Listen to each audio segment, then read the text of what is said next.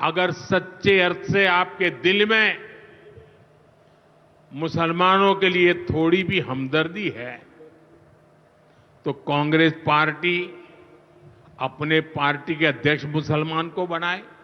क्यों नहीं बनाते भाई? संसद में टिकट देते हैं 50% मुसलमानों को दो। जीत करके आएंगे तो अपनी बात बताएंगे, लेकिन ये नहीं करना है। बाबा साहब का नाम तो बोलते हैं, लेकिन बाबा साहब के जो स्पीच, बाबा साहब की जो इच्छा थी, जो उनका आशाएं थी, उसको पूर्ति करने में वो तैयार नहीं है।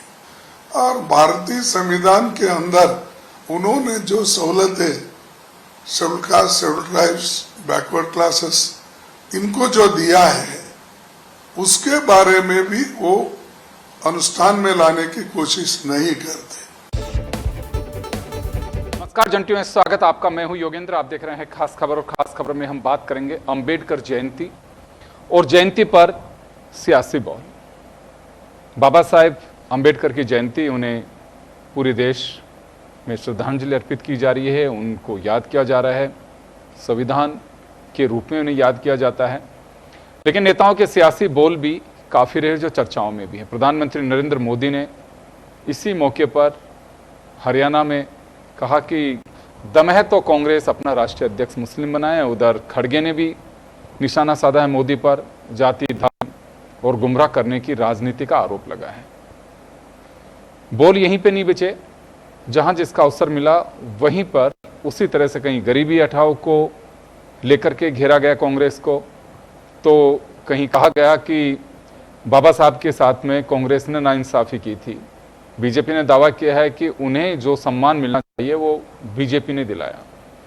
इस मौके पर सरदार पटेल को भी याद किया गया और कहा गया कि सरदार पटेल ने ही आरएसएस पे बैन किया था और बीजेपी केवल बाबा साहब को वोट बैंक को साधने के लिए याद कर रही है, कांग्रेस का आरोप है। तो चलिए हमारे साथ आज इस पूरे मुद्दे पर चर्चा करने के लिए हमारे सहयोगी दशरथ सिंह हमारे साथ में हैं, कृष्ण कुमार जानू साहब भाजपा से हैं, पौरुष भारद्वाज साहब हमारे साथ कांग्रेस से हैं। मैं पौरुष जी आपके पास में आना चाहूँगा। मोदी साहब ने कहा है, आपकी पार्टी के अध्यक्ष ने कहा है कि गुमराह करने वाला बयान है मोदी का और जाति और धर्म से बाहर नहीं निकल रही है बीजेपी। क्या लगता है आपको, जाति धर्म के बंधन में सारे राजनीतिक दल नहीं फंसे हुए?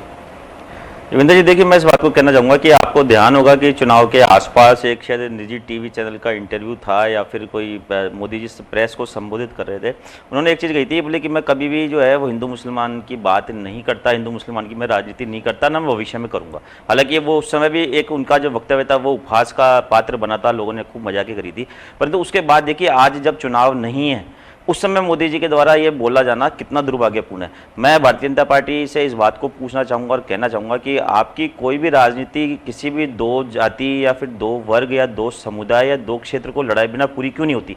उदाहरण के तौर पर मैं कहना चाहूँगा कि देखिए पूरे राष्ट्रीय स्तर पर तो एक धार्मिक विखंडन की राजनीति भाजपा की चली रही है। हरियाणा के अंदर हम देखेंगे तो वहाँ पे जाट वर्सेज गैर जाट का सिनेरियो बना दिया गया। महाराष्ट्र में हम देखेंगे मराठा वर्सेज गैर मराठा का सिनेरियो बना दिया गया। और हम ज़्यादा दूर क्यों जाए, हम राजस्थान की बात करें। राजस्थान की जो पिछली भाजपा की सरकार माननीय श्रीमती वसुंधरा राजे जी की सरकार थी, उसमें हमने देखा कि किस प्रकार से राजस्थान की जमीन में बसी हुई दो जातियां, प्रमुख जातियां, जिनमें एक आदिवासी जाति थी, उनको किस प्रकार आरक्षण की लड़ाई लड़वाई गई और किस प्रकार उन पर पुलिस की गोलियां चली और दो समुदायों को जो है वो एक दूसरे के सामने लाकर खड़ा कर दिया गया। तो भारतीय जनता पार्टी की सबसे बड़ी कमी यह है कि भारतीय जनता पार्टी संविधान की शपथ लेकर के सरकार में तो आती है, परंतु संविधान में दिए गए प्रावधान की सबका और खुद का नारा जो है कि सबका साथ सबका विकास, उसकी पूर्ति नहीं करती। अब मैं साथ जाति मुसलमानों वाली बात पे कहना चाहूंगा। देखिए मैं इस बात को कहूंगा कि प्रधानमंत्री जी एक तरफ तो 80% हिंदुओं के वोट लेकर के सरकार में आते हैं। चिंता आजकल कथित तौर पे इनको बड़ी मुसलमानों की हो रही है। ये 3 तलाक की बात कर रहे हैं, ये वक्फ संपत्तियों की बात कर रहे हैं और साथ में ये कहते हैं कि भाई इससे मैं समाज का भला करना चाहता हूँ। मैं आपका ध्यान दिलाना चाहूँगा कि जो आपको जो 80% देश की जनता, हिंदू जनता ने वोट दी, उनके भी तो मुद्दे बहुत सारे हैं ना। देश को गोल्ड मेडल दिलाने वाली बेटियों को जिस प्रकार से भाजपा के एक सांसद के खिलाफ FIR दर्ज कराने के लिए जितना संघर्ष करना पड़ा, हमने देखा कि जब मीडिया वहाँ पर गया तो मीडिया तक के कैमरे तोड़ दिए गए। तो ऐसी स्थिति से हमारे हिंदू बेटियाँ भविष्य में 2-4 ना हो, क्या इसके लिए किसी कठोर कानून की आवश्यकता नहीं है? साथ ही साथ जो हमारी पिछली कांग्रेस की सरकार ने भगवान के मंदिर के भरण पोषण के लिए जो एक मंदिर माफी की जमीनों का प्रावधान किया था, और राजाओं के जमाने से भी चला रहा था प्रावधान ये, और साथ में देखिए गोचर भूमि का प्रावधान किया, देवस्थान विभाग के बोर्ड बनाए गए, इन सब की भूमियों पे जो नाजायज कब्जे हो रहे हैं, और इन सब की जो संपत्तियां कहीं 10 रुपए प्रतिमा, कहीं 20 रुपए प्रतिमा, कहीं 100 रुपए प्रतिमा पे चल रही है, तो क्या भारतीय जनता पार्टी को इस बात का ध्यान नहीं है कि जो 80% जिस 80% देश की आबादी ने भारतीय जनता पार्टी को वोट देकर के जो है सत्ता में ला करके खड़ा किया और आधे से ज्यादा राज्यों में भारतीय जनता पार्टी सरकार बनाई, तो क्या उन्हें उस आबादी के लिए इस प्रकार का कोई काम नहीं करना चाहिए? तीसरी बात में कहूंगा आपसे, देखिए वक्फ बिल जो है उस पर कितना तगड़ा विरोधाभास है। जब 8 अगस्त 2024 को मंत्री इस बिल को सदन में पेश कर रहे थे, हालांकि बहुत से बिंदु झूठ बोले गए, उस पर हम लोग सब लोग कई टीवी चर्चाओं में कई डिबेट्स में हम लोग चर्चा कर चुके हैं, पर देखिए मैं आपका ध्यान दिलाना चाहूंगा कि उन्होंने इस बात को कहा था कि भाई ये ना, ये जो हम कानून लेकर के आ रहे हैं, इसके बाद में जो वक्फ बोर्ड ने देश के बहुसंख्यकों की जमीनों पे जो कब्जे कर रखे हैं, उन्होंने कही थी बात, ये मैं नहीं कह रहा हूं, उन्होंने मंत्री जी ने कही थी, उस पे जो है कब्जे छुड़ाए जाएंगे। आप मुझे बताइए, सरकार ने जब बिल पेश किया तो उसमें रेट्रोस्पेक्टिव प्रॉपर्टियां जो है उसको जो है सरकार ने उसमें बिल में से बाहर निकाल दी। दूसरी बात आपको ध्यान दिलाना चाहूंगा कि 2013 में जब इस बिल पर चर्चा हो रही थी, हमारी सरकार थी, उस समय भाजपा के नेता शाहनवाज हुसैन जी ने संसद में ये बात कही थी, उन्होंने कि है ना, उन्होंने सरकार को यानी हमारे को संबोधित करते हुए कहा कि भाई आप यानी हम सरकार जो है वो उन पर यह एहसान कर दें कि हमारे जो कब्जे उनकी संपत्तियों पर वक्फ बोर्ड तो छोड़ दें। और आज इस बिल के अंदर क्या होता है कि सरकार ने खुद के कब्जे वाली वक्फ की संपत्तियों को सबको बाहर निकाल दिया। तो इस प्रकार से अनेकों विरोधाभास आते हैं कि जो लगता है इस बात को साफ तौर पे कि भारतीय जनता पार्टी कभी क्षेत्र, धर्म, जाति की राजनीति से ऊपर उठ नहीं सकती। भारतीय जनता पार्टी को चाहिए कि देश के संविधान के लिए शपथ लेकर के आप सरकार बनाते हैं तो आप उसी के अनुरूप कार्य करें। पौरुष जी, मैं वापस आ रहा हूं। खैर, अपने अपने आर्ग्यू हैं। अंबेडकर जी की जयंती और मौका कोई नहीं छोड़ना चाहते हैं कि ऐसा अवसर कब मिल सकता है, किसको मिल सकता है। अलवर की घटना का देश भर में जिक्र किया जा रहा है कि सीएलपी लीडर राम मंदिर में गए तो वहां पे पूर्व विधायक भाजपा के उन्होंने गंगा जल छिड़का, इसकी काफ़ी चर्चा की। इन्होंने आज टीकाराम जूली ने मदन दिलावर का जिक्र किया कि आदिवासियों से उनके डीएनए की चर्चा की जाती है। यानी कि प्लेटफॉर्म और अवसर दोनों का कॉम्बिनेशन ऐसा होता है कि उस पर कोई भी छोड़ना नहीं चाहता, कोई भी पार्टी। और ये दावा किया जाता है कि नहीं, उनके विचारों के सही प्रेरणा हम ही लोगों ने ली है। मैं जानू साहब आपके पास में आना चाहूंगा, अवसर का इंतजार होता है राजनीतिक दलों को या फिर ये बातें तो कभी भी की जा सकती हैं? देखो, राजनीति में आरोप प्रत्यारोप और एक दूसरे की बात पर उत्तर प्रत्युत्तर तो चलता रहता है। कांग्रेस ने इस देश की राजनीति को तुष्टीकरण के कगार पर लाकर खड़ा किया और हमारा कर्तव्य बनता है कि हम उसका प्रकटीकरण करें। अगर तुष्टीकरण का प्रकटीकरण होता है तो हम पर जातिवाद के, संप्रदायवाद के आरोप लगते हैं।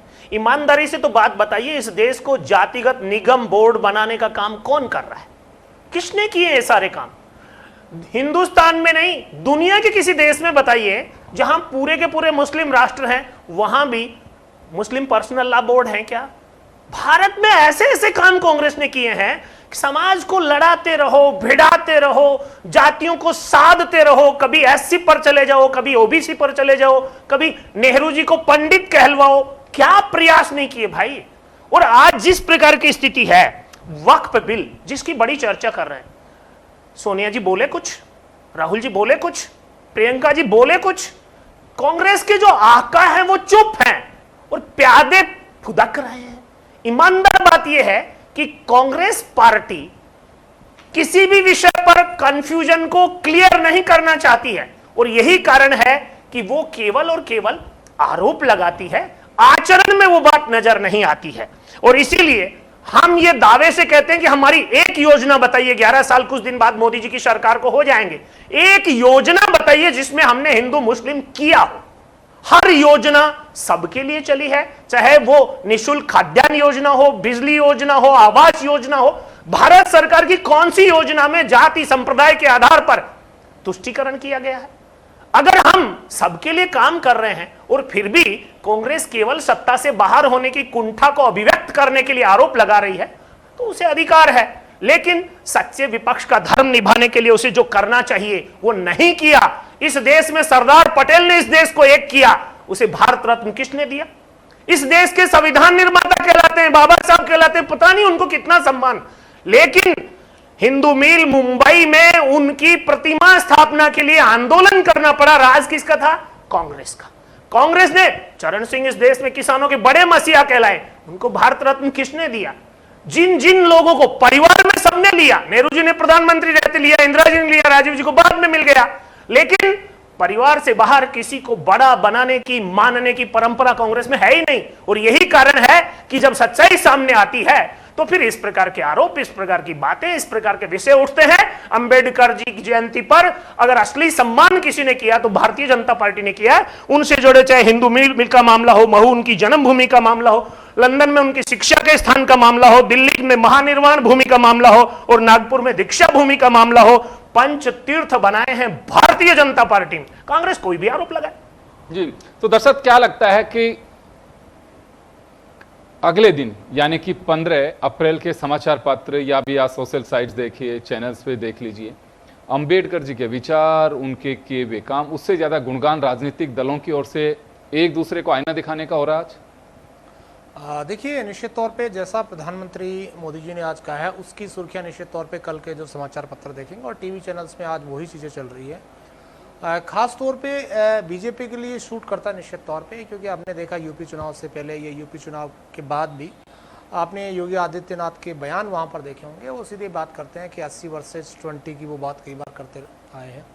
इसी लिहाज से अगर कांग्रेस बार बार ये बात करती है SC ST OBC या फिर माइनॉरिटी की बात करती है, तो उस पर आज प्रधानमंत्री की तरफ से बड़ा हमला बोला गया और साफ किया गया कि अगर कांग्रेस से उनकी हितैषी है तो क्यों ना वो अपना अध्यक्ष चुन ले।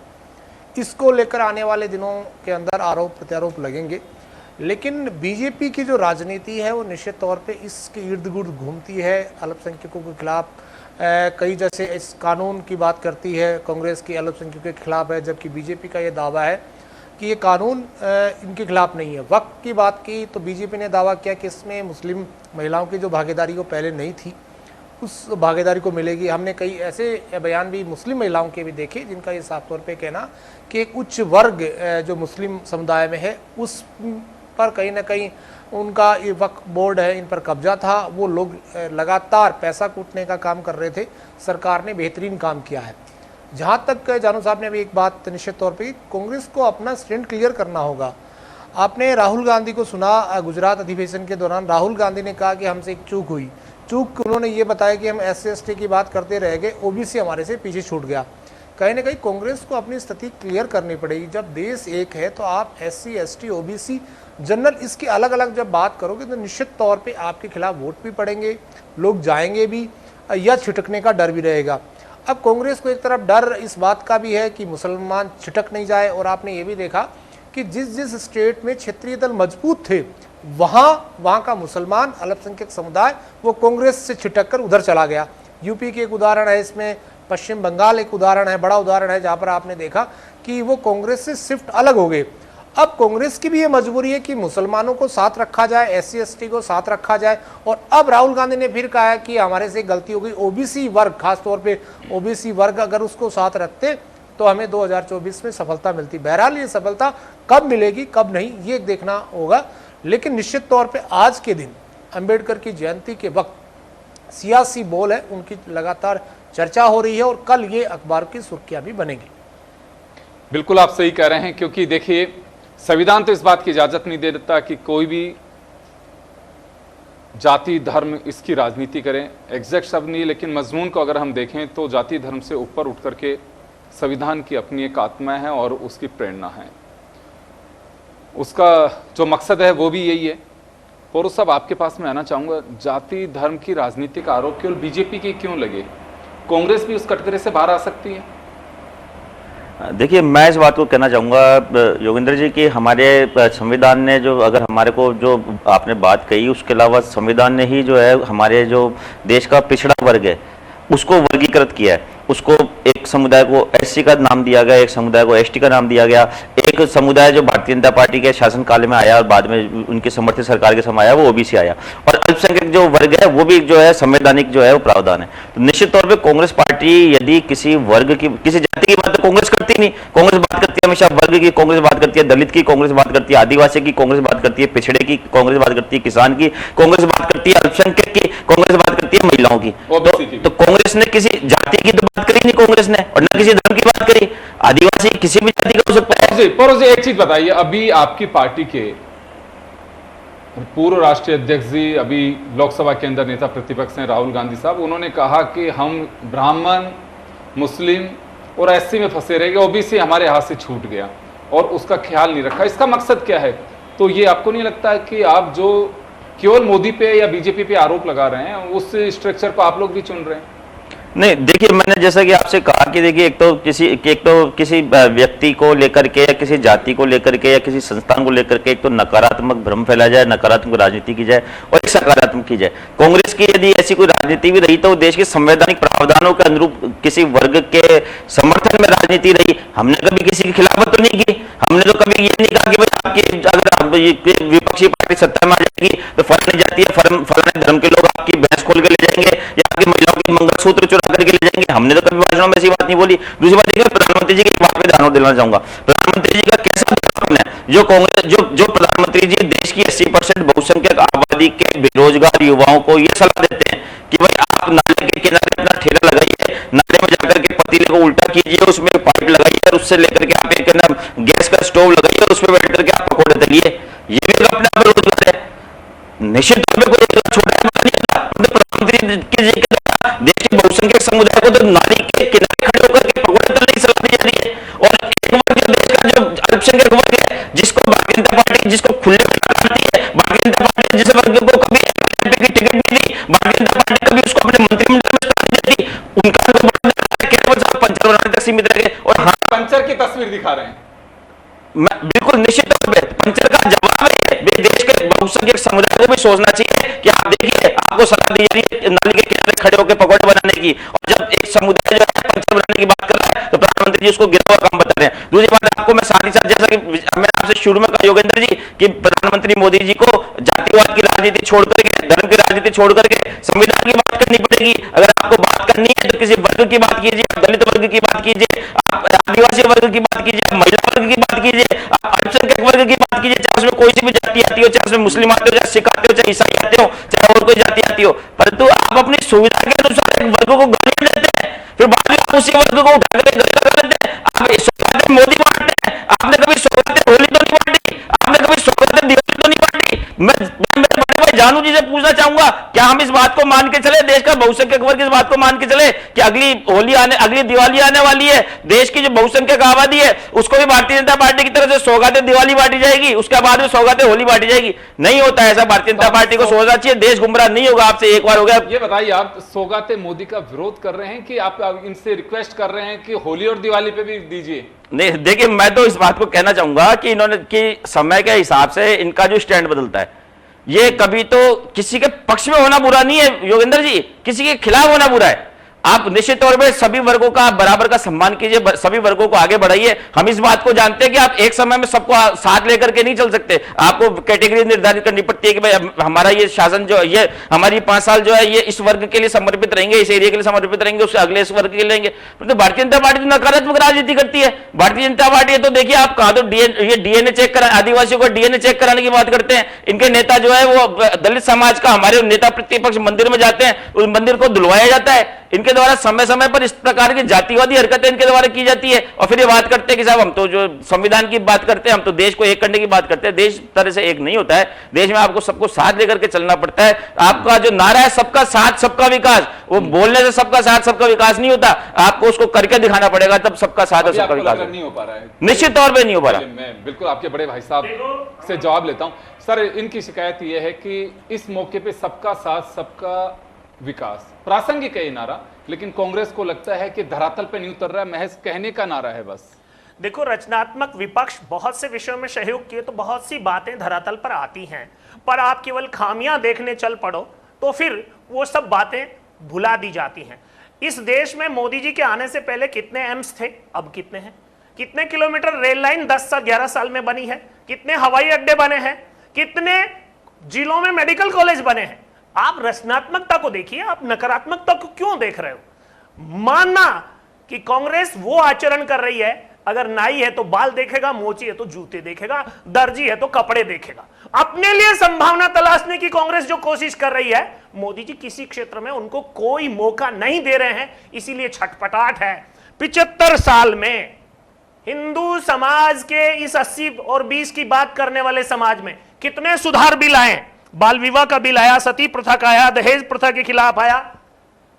मुस्लिम समाज में कांग्रेस बता दे कि एक भी हलाला के खिलाफ बोली कभी कांग्रेस?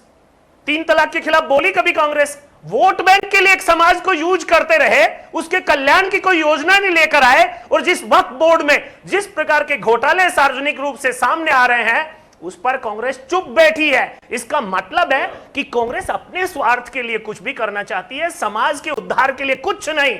और यही कारण है कि आज जहां कहीं अल्पसंख्यक समाज को कांग्रेस से अलग जाने का मौका मिला, वहां कांग्रेस विलुप्त हुई है। चाहे वो बिहार हो, चाहे वो यूपी हो या अन्य अन्य राज्य हो। 2-4 राज्यों को छोड़ दिया जाए, हिमाचल को, मध्य प्रदेश को, राजस्थान को, कर्नाटक को, तो कांग्रेस कहीं तो मुख्य विपक्षी दल की भूमिका से बाहर हो गई है। पर फिर भी कांग्रेस को समझ नहीं आ रहा है, तो भगवान ही उसका मालिक है। चलिए, मैं दोनों से 30-30 सेकंड का एक सवाल और लेना चाहूंगा पहले, फिर मैं दर्शक के पास में जाना चाहूंगा। पोरुष जी, आपके पास में आना चाहूंगा। अंबेडकर जयंती या कोई भी महापुरुष की जयंती या उनकी दिवंगत तिथि हो, उस पर यह उम्मीद की जाती है कि उनकी प्रेरणा से जुड़े शब्द, उनके कथन, उनके वो संस्मरण जो सुनाए जाए, ताकि आने वाली पीढ़ी ये मान के चल सके कि हाँ बिल्कुल ऐसा कुछ किया होगा, तो हम उन्हें फॉलो करें। क्योंकि महापुरुषों से हम आदर्श के रूप में देखते हैं और ये मानते हैं कि उनसे प्रेरणा मिलती है। क्या मान के चले, जो आज जो कुछ देख रहा हूं मैं, उसमें केवल यह है कि उन्होंने ये नहीं किया और उन्होंने ये नहीं किया। मतलब अंबेडकर गौण हैं और अपने जो एजेंडा है वो कोई भी पार्टी हो, मुझे ज्यादा दिखाई दे रहा है। तो कैसे देश ये मान करके चलेगा कि हाँ वास्तव में किसी भी महापुरुष को हम अंगीकार कर रहे हैं, उनको प्रेरणा स्रोत बना रहे हैं या उनके बताए रास्ते पे चल रहे हैं, उन्होंने जो कुछ देश के लिए किया वो कुछ वास्तव में इस तरह से होना चाहिए। ये शब्द कम है और मैं नेगेटिविटी ज्यादा देख रहा हूं। उसने ये किया, उसने ये किया, उसने ये किया। और एक बड़ा तबका जिसके लिए लगता है कि अंबेडकर जी में बहुत बड़ा उनका भरोसा है, यूं तो पूरे देश को भरोसा है, लेकिन उसको वोट को साधने के लिए मुझे लगता है कि ज्यादा राजनीतिक दल फोकस कर रहे हैं।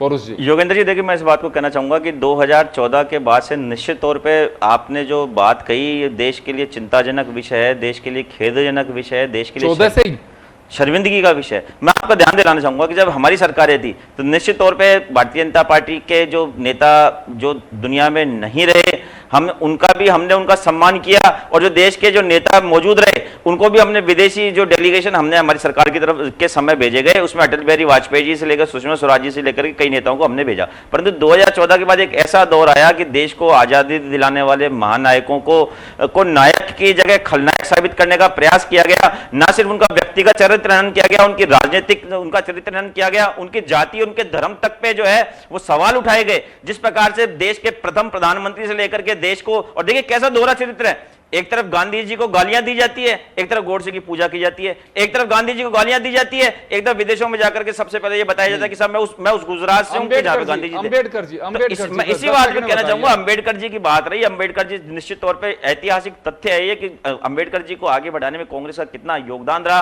कांग्रेस ने जो है देश की संविधान निर्मात्री सभा जो थी, जिसने संविधान का ड्राफ्ट तैयार किया, उसका अध्यक्ष हमने उनको बनाया। हमने उनको जो संविधान सभा में उनको चुन करके भेजा हमने, और उसके बाद उन्होंने उनको देश का पहला जो है विधि मंत्री बनाया। क्योंकि वे भी साक्षर थे, पढ़े लिखे व्यक्ति थे। उन्होंने जो है किसी मामले में कांग्रेस से नहीं बनी, उन्होंने अलग पार्टी बनाई। और एक मिनट, बहुत महत्वपूर्ण तथ्य रह जाएगा योगेंद्र जी, आपको ध्यान होगा जिस महिला सुधार पे अभी बात कर रहे थे, महिला सुधार के बिल भी हमारी सरकार जो इन्होंने जो बात करी, चाहे सती प्रथा की बात करी, चाहे वो बहु विवाह की बात करी, चाहे तलाक प्रथा की बात करी, निश्चित तौर पर हमारी सरकार के समय बने। और ये कानून अब से पहले आ जाते जब देश की पहली सरकार थी। परंतु ये भारतीय जनता पार्टी का संगठन आरएसएस, ये उस समय जब अंबेडकर जी जब हमारे पंडित जवाहरलाल नेहरू की सरकार में विधि मंत्री अंबेडकर जी जब देश की महिलाओं के समर्थन में, देश की महिलाओं के लिए और खास करके हिंदू समुदाय की महिलाओं के पक्ष में कानून ला रहे थे, तब ये भारतीय जनता पार्टी के लोग, तब ये भारतीय जनता पार्टी के पूर्ववर्ती लोग नेहरू जी का और अंबेडकर जी का पुतला फूंक रहे थे। ये ऐतिहासिक तथ्य है। जवाब दिलाऊं कृष्ण कुमार जी, आपके पास में आना चाहूंगा। महापुरुषों की जयंती या फिर उनकी जो दिवंगत होने की तिथि है, उसको इस तरह से माना जाता है कि चलिए उनसे कुछ प्रेरणा मिली, हमें उनको याद किया जाता है। लेकिन अब तो याद करने का वजह किसको कितना आईना दिखाया जा सकता है, किसको कितना घसीटा जा सकता है, सभी पार्टियों का हाल देख रहा हूं। उन पे विचार कम और एजेंडे पे ज्यादा फोकस किया जा रहा है। योगेंद्र जी, आपका जो सवाल है वो बिल्कुल वाजिब है। राजनीति का मूल स्वभाव जो है अब किस मुद्दे पर कौन सी राजनीति करके क्या लाभ उठाया जा सकता है वो सर्वविदित है। गुजरात के अधिवेशन में पहली बार कांग्रेस ने सरदार पटेल को याद किया और पूरी रंगत के साथ याद किया, अन्यथा भुला दिए गए थे। तो यह स्वाभाविक है कि कब कहां किससे कैसा लाभ मिलेगा उस पर कोशिश होगी। आज भी कांग्रेस के नेता इस देश में वक्फ बिल के बाद जिस प्रकार की आग बंगाल में लगी है चुप बैठे हैं। भाई कोई जिम्मेदारी आपकी नहीं है देश के प्रति? भाजपा और कांग्रेस को मिले वोटों के प्रतिशत में कितना बड़ा अंतर है। एक बहुत बड़ी जनता आपके साथ भी है, आप उस प्रकार का रोल देश की जनता के साथ क्यों नहीं कर रहे? सत्ता से बाहर हुए आप अपने कारणों से, लेकिन सजा जनता भुगत रही है आपकी चुप्पी के कारण।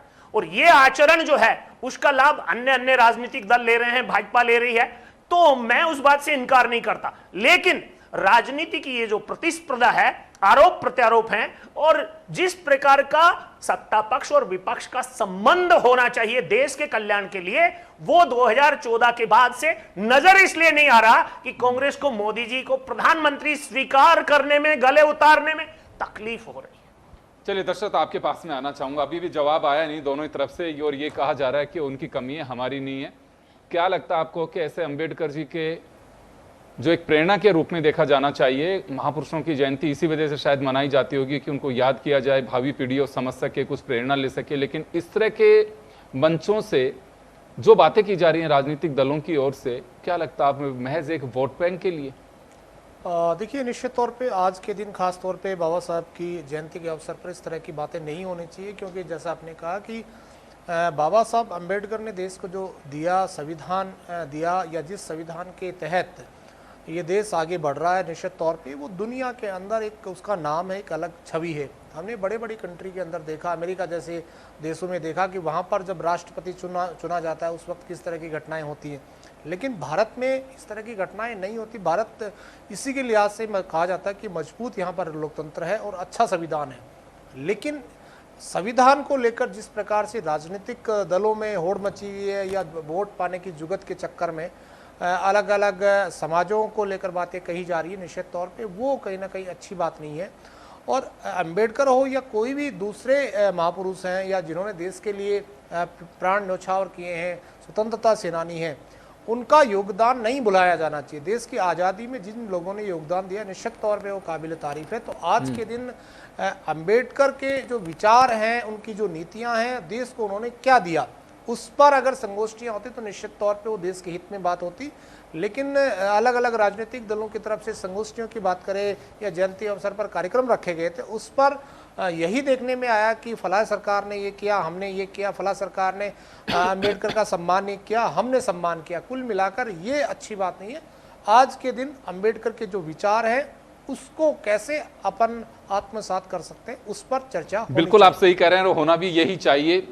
प्रेरणा के लिए तो यही सब कुछ हो सकता है, लेकिन सिर्फ ये कहा जाए कि उन्होंने ये किया, उन्होंने ये किया, तो मुझे नहीं लगता कि जो मकसद होना चाहिए श्रद्धांजलि देने का वो सही मायने में नहीं है।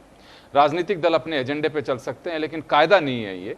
महापुरुषों की जयंती अगर उन्हें वाकई याद करना है तो उनकी प्रेरणा के रूप में उस पीढ़ी को बताना चाहिए, उन्होंने ये काम किया था, संघर्ष किया, सब कुछ किया, उनको जीवनी के बारे में बताना चाहिए कि हाँ देखिए वो बाबा साहब कैसे बने थे।